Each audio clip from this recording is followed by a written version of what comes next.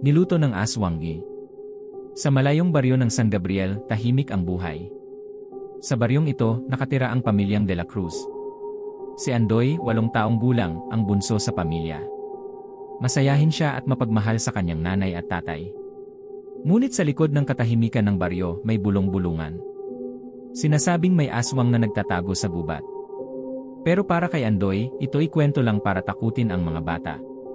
Isang gabi, nagising si Andoy sa kaluskos. "Nanay, may naririnig ako," sabi niya.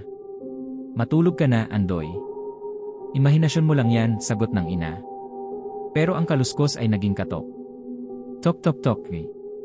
"Rosa, pagbuksan mo ako." Isang matandang babae ang nasa labas. "Pasensya na, nawalan ako ng daan," sabi nito. Pinapasok siya ni Aling Rosa. Pero kakaiba ang tingin ng matanda. Nakatingin siya kay Andoy. "Ang bango mo, bata," bulong nito. Kinagabihan, nagising si Andoy sa usok. May amoy na hindi niya maipaliwanag. Paglabas niya sa kwarto, nakita niya si Aling Rosa. Duguan. Wala ng buhay. "Nay," sigaw niya, pero hindi gumalaw ang nanay niya. Sa gilid ng kubo, nakita niya ang kanyang tatay na nakikipaglaban sa matanda. Ang matanda ay nagbago ng anyo. Ang balat nito'y parang tuyong kahoy. Ang mga matay nagliliwanag. "Tumakbo ka, Andoy," sigaw ng tatay niya. Pero bago makatakbo si Andoy, bumagsak ang tatay niya. Dinukot ng aswang si Andoy. Dinala siya sa isang kubo sa gitna ng gubat. Amoy ng dugo at nasusunog na laman ang naramdaman niya. Sa gitna ng kubo, may malaking palayok. Sa loob nito, niluluto ang katawan ng kanyang nanay at tatay. "Nay! Tatay!" Umiiyak si Andoy.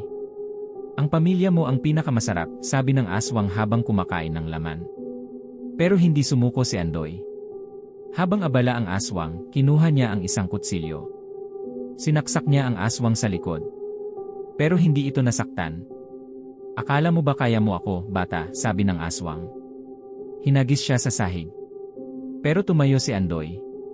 Sa pangalawang saksak, natamaan niya ang puso ng aswang. Sumigaw ito at bumagsak. Ligtas si Andoy pero nag-isa. Wala na ang kanyang pamilya. Siya na lang mag-isa sa mundo. Tuwing gabi, naiisip niya ang nangyari. At naririnig niya pa rin ang tawa ng aswang. Ngayon, si Andoy ay naninirahan mag-isa. Laging may dalang itak. Laging nagbabantay. Dahil alam niya, sa dilim ng gabi, laging may nagmamasid. Kung natakot ka sa kwento, huwag kalimutang mag-like at mag-subscribe para sa mas marami pang kwento ng katatakutan.